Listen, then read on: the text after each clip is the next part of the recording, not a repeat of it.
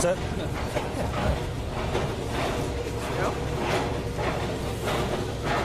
That's not going to be good. All right, that's right. That's the sound of progress in the back here. First of all, Happy New Year to everybody. We are really very appreciative of all of you coming. And we have an interesting story that's unfolding here, as you all know. First of all, as the brand new, first day on the job, Macomb County Public Works Commissioner, let me tell you all that I am very excited about this job. I am on the job, and I am ready to do this job. And guess what? We are going to solve this problem that we're looking at here. And there may be others in the infrastructure here in Macomb County, and we are going to solve those problems. I like to think of myself as a problem solver. And you know, actually, when I was running for this job, and even before that, as serving on the Transportation Infrastructure Committee in the House in the United States Congress, we have talked at length about how important our underground infrastructure actually it is. And we all understand that above ground infrastructure, I mean, you run into a pothole, you see it, you feel it, you know you have to fix it. But oftentimes we don't think about what's underground. And you can see here, obviously, that what is underground with inadequate underground infrastructure, with whether or not it's right-sized or it's not properly installed, etc., that it has an enormous impact on our quality of life. And I can tell you right now, the Macomb County Public Works Department, we are going to be a big part of quality of life in Macomb County on all kinds of levels. We're going to be a critical component of economic prosperity, and throughout history, the economics has actually followed the infrastructure. So we all know now that obviously we have a big situation that's happening here. And so the very first thing I would want to say is our hearts go out and we extend our sympathy to those that have been impacted by this.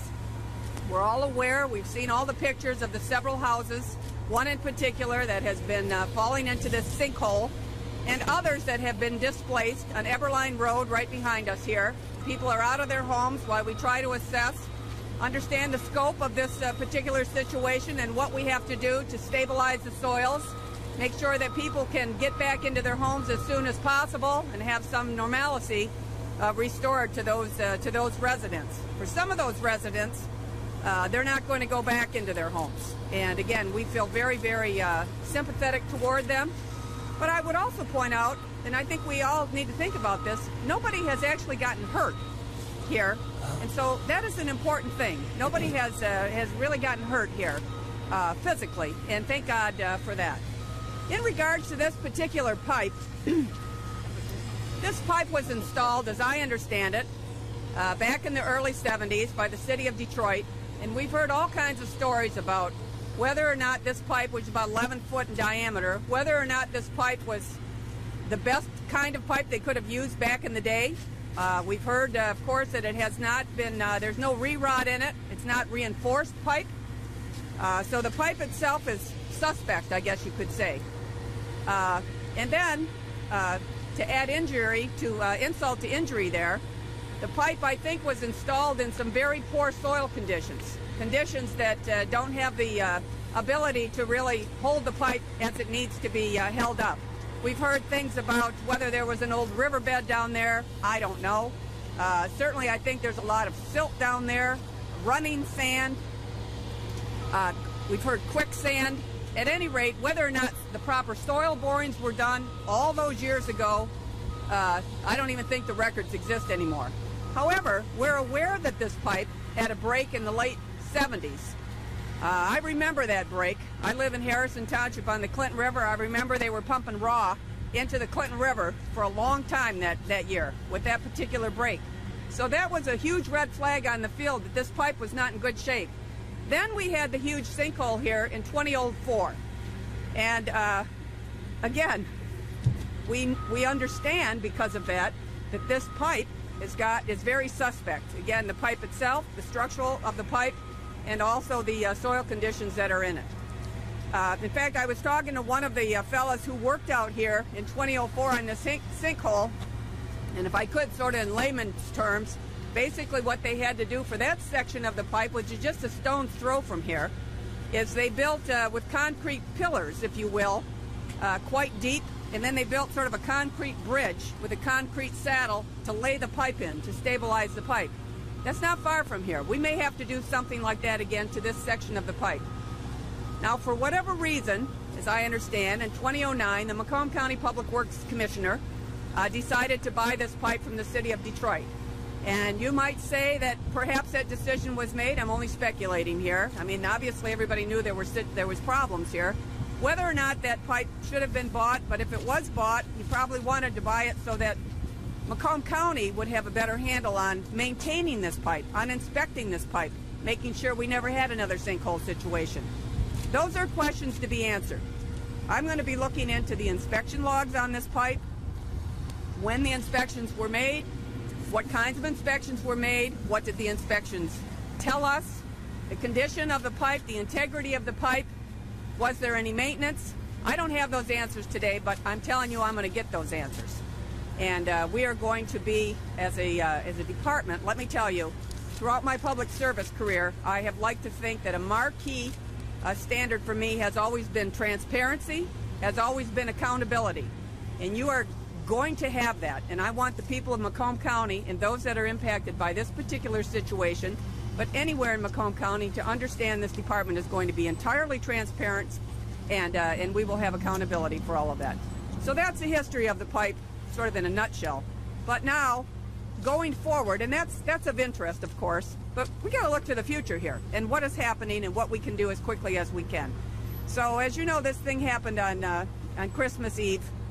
And first of all, hats off to the folks that have been working round the clock here to address this particular situation.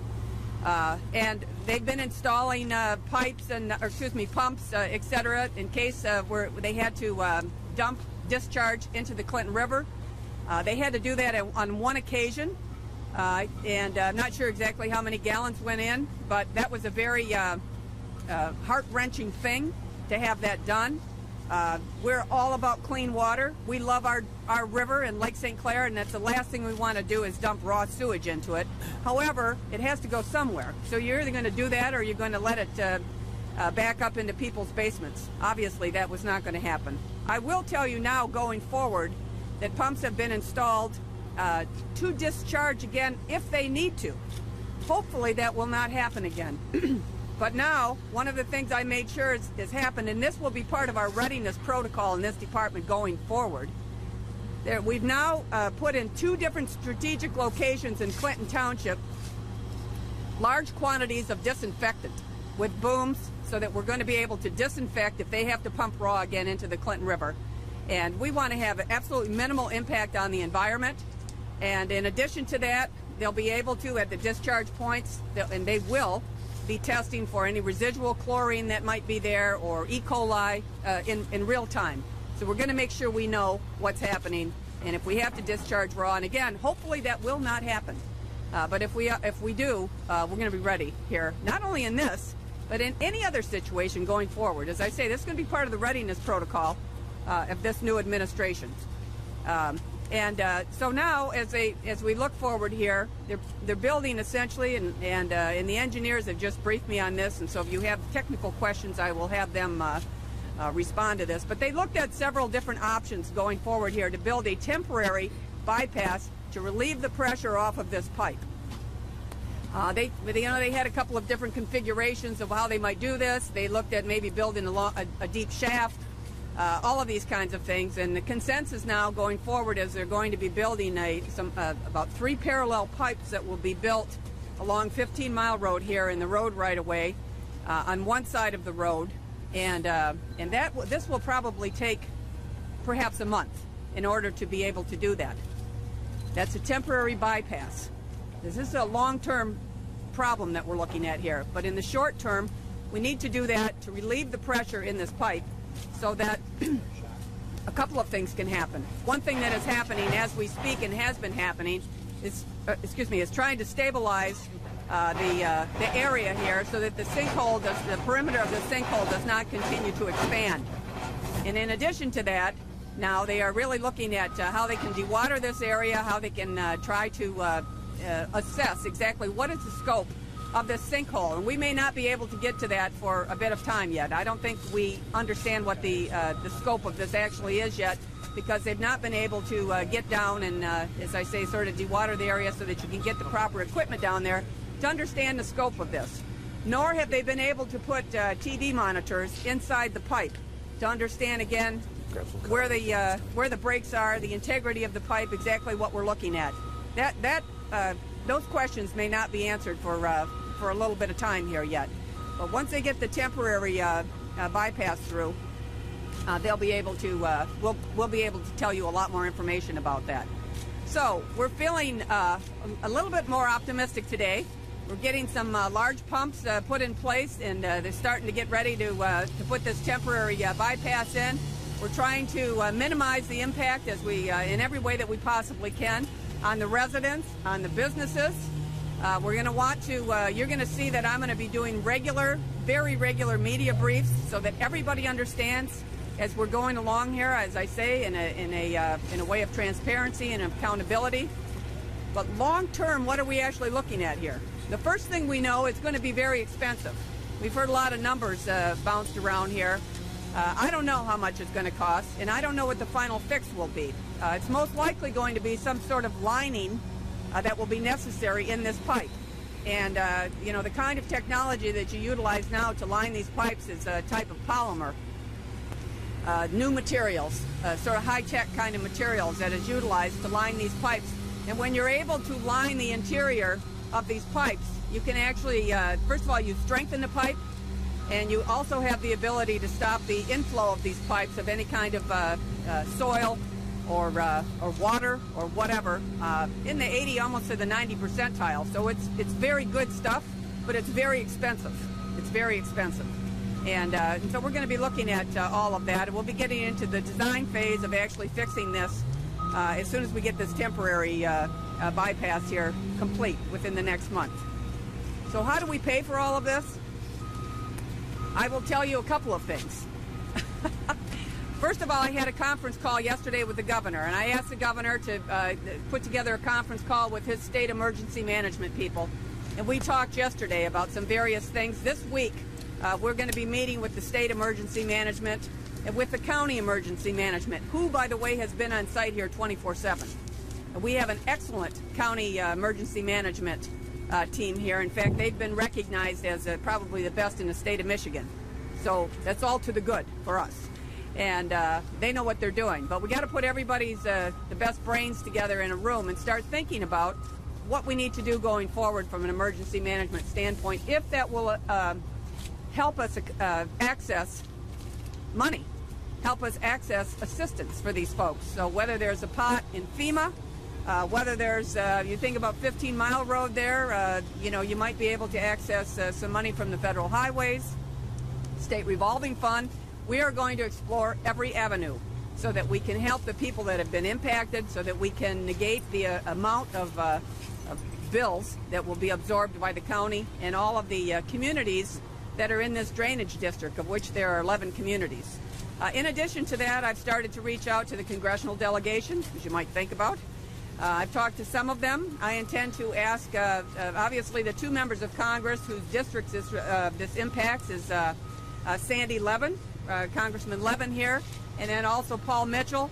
He has the northern communities in his district, and of course our two senators, Stabenow and Peters. I'll be asking all of them to come out on the site to take a look at this. We want to brief them. We want to keep them up to date, and we want to ask them to assist us in our efforts to assist the county and the residents here. In addition to that, we'll be calling on our Macomb delegation here in the state. There are some of them that are here today. I know Senator Bita is here, but we're going to be asking our Michigan state senators from Macomb County. We are going to be asking our state representatives to assist us, and we're going to, this is all hands on deck. We want everybody involved in this thing. And in addition to that, there was a release that went out excuse me, yesterday. And so we are sort of looking at this as, look, we're all in this together. We don't want to be discharging into the river, right? I mean, we can't do that anymore, and we don't have to do it if everybody would just inconvenience themselves just a little bit. And so we're asking people to think about not using as much water as they normally do. You know, maybe you don't have to flush your toilet every time. You don't have to take long showers. Don't run your wash machine until you have a full load. I mean, just, you know, think about common sense things about not using as much water as you normally do. That will really help us, particularly if we get a rain. We're going to get some wet weather coming in here. And as we're working to get this bypass put in, we really are asking people to help us out with that. And they can do it. I'll tell you, as a member of Congress, dealing with all these folks in California that have gone through the drought, I remember one guy in particular saying to me, "You people in Michigan, you brush your teeth and the water just runs forever? What's going on with you? Don't even think about this water, how much water you're using?" I mean, just a couple of common sense things. If everybody just does a little bit, it will really help us, because we do not want to discharge, obviously in people's basements, but in the river either. So with that, I just, as I say, it's my first day on the job. I'm excited about this job. There's a lot to do, but we are going to solve this problem, and we're going to solve it together. We're going to have a short-term solution. We're going to have a long-term solution. And I'll tell you, I couldn't do this job without the partnership that I have received and will have going forward from Mark Hackle, who is our outstanding county executive. He and I have been on the phone. My gosh, I feel like my phone's coming out my ear here, talking to Mark Hackle all the time of exactly what is going on, how we're going to face this problem. And we've got to have partners, and I want the people of Macomb County to understand that we are all in this together. We are working together. I'm on the job. Obviously, Mark Hackle has been on the job for a number of years, but we have really, we've got a great partnership. We're getting a great team in my department. We already have some excellent people in this department who have been on this job, out on this site 24/7, and we're all going to be in this thing together, and we're going to get it solved. We're going to get it resolved.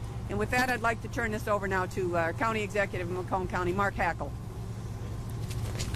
Thank you, Candice. Think of the, absolutely. I'm excited, and I say that for this reason. If you think about the tragedy that's gone behind us right here, Candice mentioned no lives were lost, but there's a lot of emotional, I guess, issues that are attached to this, as well as financial. But if you just think of the optics, where we're at right now, Sunday, it's noon. And we're here on New Year's Day talking about an issue that her and I, the backstory, have been talking about since December 24th. You have lived this nightmare. We have had conversations, endless conversations about this issue. It's high noon. There's a new sheriff in town, and that's Candice Miller, our Public Works Director. And I say that for this reason. She was a congresswoman when this took place, but her and I have been talking about issues and concerns we've had with infrastructure in this county, and what we could do together if she were the Public Works Commissioner, and how we can solve some of these problems before they become problems. And when she got elected on November 8th, I was extremely excited for this reason, because I see an incredible opportunity for Macomb County to be the, if you will, the premier area where people are understanding we are going to fix our infrastructure issues and make sure we have clean water. Well, just prior to her taking office, this incident occurs. And I got to tell you, when she said since December 24th, her and I have been talking, I'm telling you, we've been talking about this at least 10, if not 15 times a day, conversations back and forth. And why? We didn't have access to the Public Works Commissioner. But I'm going to tell you, we had access to the workers at the Public Works office. Many of them were given direction not to converse with us, but they did. And why? Because they realized they had a problem and they wanted to work to solve this problem on behalf of the people. It's sad as a public official to realize that there are people working for another public official that had to be afraid to come forward to talk about what it is they know and what it is they can do to help fix the problem and be part of a solution, and to be put aside and say don't do it because of politics, and not give the new incoming Public Works official access to the office or work through a transition has been incredibly distasteful, in my opinion. And it's a statement to the public that the person that was there didn't really care about that public office or the public. It was more about the politics. Now, I know I may sound angry and I'm upset, but you know what? I'm saying it for a reason, because that's the facts, that's the truth. But moving forward, December 24th, I think Candice Miller got a good impression that there's some good, valuable employees within that office, within the county. Vicki Wahlberg from our emergency management was out here day one, making sure that the people's needs were taken care of. You had the health department involved. We had our corporation council get involved. Every one of these people were denied access, but still came together to work with people from the community to help solve this problem. I'm excited. I'm excited about this new future that we have here in Macomb County with a partnership of Candice Miller working as our Public Works Commissioner and the community as well as the people. The Fraser mayor, I got to tell you, there was an incredible void during this process. And it was a public official coming forward to give information for the public and let them know things are going to be okay. Here's the real problem, here's the issues. How it happened, we'll get there. But what we're going to do to fix it, we're working with these contractors that have done an incredible job. AEW, I got to tell you, you're doing a good job of giving us truthful information about what's happening here. And Rickman Construction and the workers that you've got out here, you're doing a great job. We're very impressed by this. Our Department of Roads was here on day one, making sure they're working together to make sure all these issues are taken care of to minimize the amount, I guess, if you will, closures, getting people some access to the businesses, to their homes. This is a tremendous undertaking, but there's a lot of people that have been working since December 24th because they care about the people that are impacted by this issue. Well, this is an example of where we're going into the future here in the county. What do I mean by that? These people are going to continue to work together with more transparency coming from the Public Works Office if and when there are other crises that happen here in Macomb County. And that makes me happy because my background in law enforcement, 30 years, is crisis management 24/7. Not just Monday through Friday, 9 to 5. You're going to see a Public Works Commissioner that's going to be out there on a Sunday afternoon. She was out at this site during the nighttime. During that time when she wasn't allowed access into the office, she still came out here and worked with people to try to figure out how do we bring them together to solve the problem. But getting back to this guy behind me, Joe, who I'm going to turn it over to in just a second here, he filled a void where there was no communications coming forward.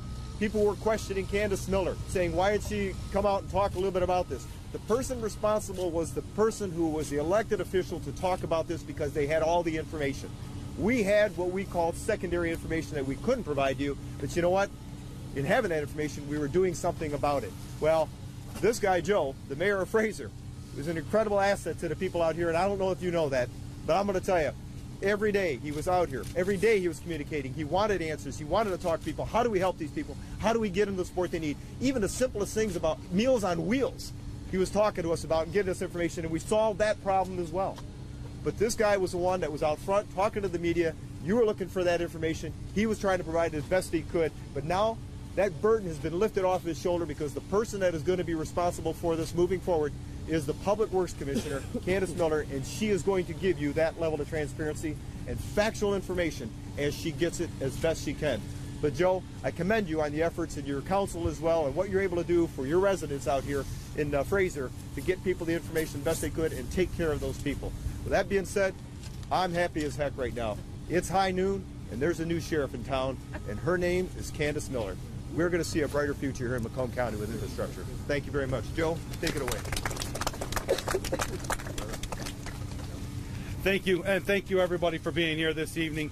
Mr. Executive, welcome to Fraser, Commissioner. Thank you. I'm delighted to be here, Mr. Mayor. And I am absolutely thrilled, and I know that our residents feel the same. We are in the best possible hands we could be in. I've talked to a lot of folks over the last several days, and it was very, very important to me to get information out to everybody, residents, our neighbors, because we got to be good neighbors because they're sharing this with us in Clinton Township, and Bob Cannon and working with him and his staff and them pushing information. Many don't know that my background in the private sector has been dealing with natural disasters, floods, hurricanes, fires. The last traveling I did was in 2008, and I can tell you the operation that is here is as good as any mobilization at any hurricane, at any flood that I have ever seen. Christmas Eve morning, as was stated earlier, Commissioner-elect at the time was not here in office. Her representatives met me on the ground and were on the phone with the MDEQ. The county executive reached out immediately to offer his care, concern, and whatever support. As the commissioner also stated, Sandy Levin's office, I got a call from one of his staff. She was in Iowa, and she saw us in a diner on the news. Senator Steve Beta has reached out. So really, today, my message is gratefulness. I'm grateful for every single person that has pushed out information to their neighbors, to the businesses. I'm grateful for the mammoth support that I have gotten to be able to care for my residents, our residents, the residents of Fraser, our neighbors in Clinton Township. I'm grateful that we had no loss of life in this, we have lost of property, and while that's very devastating, and my heart just genuinely aches for the 3 families that are most impacted by this, while I have 19 others that are really impacted, but I'm grateful they're going home in another week or so. And then, because the commissioner said she's going to be transparent, she's going to communicate, her department is going to make sure that Clinton Township and Fraser residents and businesses know what is going on. So with that, you know, I look at it as this: long term, we need to make sure that we care for those 3 families that will be permanently impacted. We have to, and that we also take a look at, as the commissioner said, and I trust, and I have said this to any one of you that has asked me, we are in great hands. She will solve this problem. She will make sure that everyone knows who, what, when, why, and how this happened. And I truly believe she will do everything while she is in office that she has always done, because she comes with a pedigree that shows just how fantastic work she does for our people. She will let us know how it happened, and she will make sure that she takes all the precautions along with our county executive to make sure that we protect the other communities to keep this from happening. Thank every single one of you for coming out here New Year's Day. Thank you to every single engineer that was here, every single person that worked in those companies. I truly don't want to miss everybody or anybody, so I really just want to give a heartfelt thank you to every single person that has been with me all along as we're getting through this thing. And the last thing I want to do is I would like to thank our superintendent of schools. He reached out immediately. He made arrangements for these families so that their children don't miss school. They're able to be picked up. There's little inconvenience to their families. And really, for me, that's all, is that I'm grateful. I'm grateful and I'm hopeful. And thank you, and God bless each of you. Thank you. All right. We're available for any questions. Ms. Commissioner, yes. As Mr. Hackle alluded to, you had a bitter campaign against Anthony Morocco. Can you articulate for us what access you've had to anything during any sort of a transition, even after this disaster happened on Christmas Eve, and what the last 8 days have been, and after you say what it's been, what your thoughts are about it? Well, I would just tell you that there has been zero transition, okay? And I'm not whining about that, because the public doesn't want to hear about all of that. But I was never contacted by the former commissioner, and we were told directly that he had issued an edict that nobody at his department was to speak to us. So that was my transition. But regardless of that, today is January 1st, and I'm taking office. And as I say, I am ready for this job. I've gotten quite a bit of information because I've just sort of stormed in here anyway. I've stormed in here anyway, and I've tried to get the information that I can. And I'm going to get a lot more information every day. And as I say, we're going to have accountability here and transparency. But, you know, when people go out of office, they can go out gracefully. They can think about what their legacy is. This is his legacy, okay? This is his legacy. So that's on him. That's on him. That's not on the residents here. But at any rate, I'm a forward-looking person, and I am very excited to be here today. Hey, the sun's out. God is shining on us.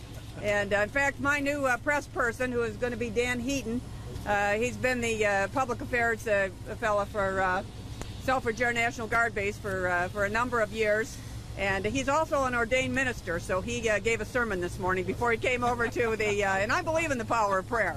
So look, here we are. We're going forward. Although he did mention that it looks like some of this equipment's going in the opposite direction of what he talks about sometimes.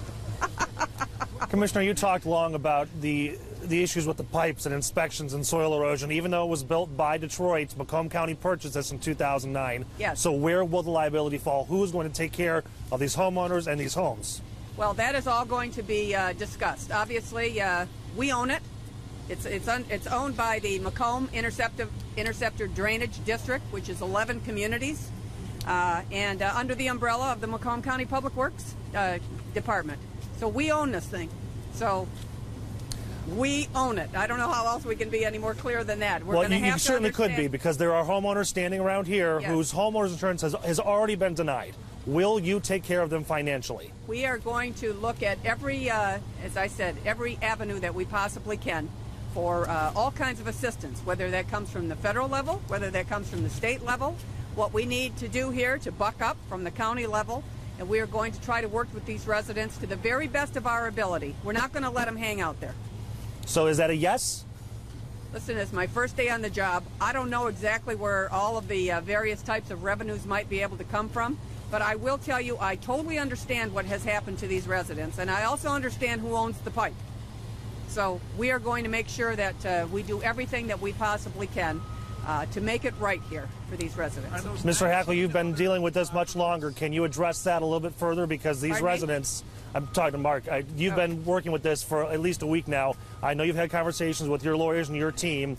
Will they be taken care of? Yeah, what you're going to see is an incredible amount of controversy in the courts dealing with this issue and questions as to who's going to pay for it.